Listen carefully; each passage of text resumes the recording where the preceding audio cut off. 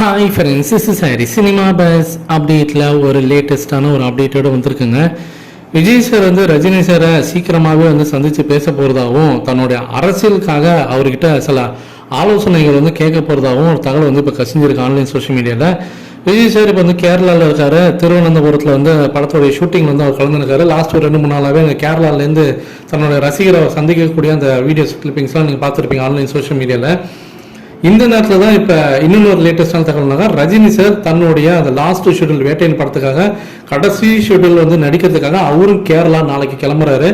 அவரும் பார்த்தினாக்கா திருவனந்தபுரத்தில் தான் ஷூட்டிங் எடுக்க போகிறாங்க.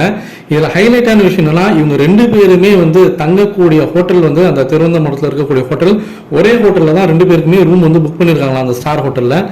சரி, 2 பேருமே ஒரே ஹோட்டலில் தங்கியிருப்பாங்கன்னா கண்டிப்பாக மீட் பண்ணாமல் இருக்கிறதுக்கு வாய்ப்புகள் இல்லைன்னு தான் சொல்லணும். ஏன்னா கண்டிப்பாக மீட் பண்ணாமல் இருக்கிறதுக்கு வாய்ப்புகள் இல்லை தான். ஏன்னா 2 பெரிய ஸ்டார்ஸ் கண்டிப்பாக மீட் பண்ணிப்பாங்க, மரியாதை நிமித்தமாவது கண்டிப்பாக சந்திச்சுப்பாங்க.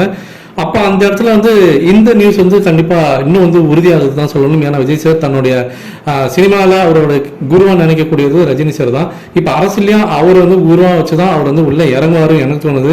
அப்படி இருக்கும்போது அரசியல் ஆலோசனைகள் சில சீக்கிரட்டான சில விஷயங்கள்லாம் கான்வர்சேஷன்லாம் இருக்குமா அப்படின்றது இப்போ ஒரு பெரிய ஒரு $1 மில்லியன் கேள்வியாக தான் இருக்குது. ஸோ இதற்கு விடை வெகு விரைவிலே நமக்கு கிடைச்சிரும் அப்படின்னு தான் நான் நினைக்கிறேன். ஏன் அப்படின்னு பார்க்கும்போது இப்போ சமீபத்தில் கூட இப்போ அவர் அந்த வீடியோஸ் கிளிப்பிங்ஸ்லாம் அங்கே லீக் அவுட் ஆயிருக்கும்போது அதில் பார்த்தீங்கன்னா தெரியும், அவர் ரஜினி சார் ஜெயிலர் படத்தில் யூஸ் பண்ண அதே ஷர்ட்ஸ்லாம் அவர் யூஸ் பண்ணிருப்பாரு. அதே செக்குடு ஷர்ட்ஸ் தான் அவர் போட்டிருப்பாரு.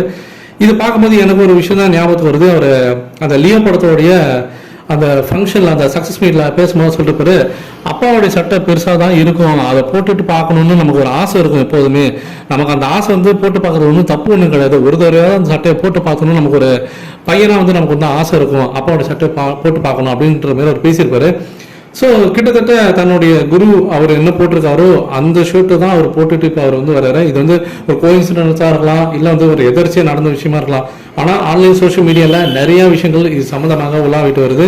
இதை பற்றி உங்களுடைய கருத்துக்கள் என்ன அப்படின்றது மறக்காம கீழே சொல்லுங்க ஃப்ரெண்ட்ஸ்.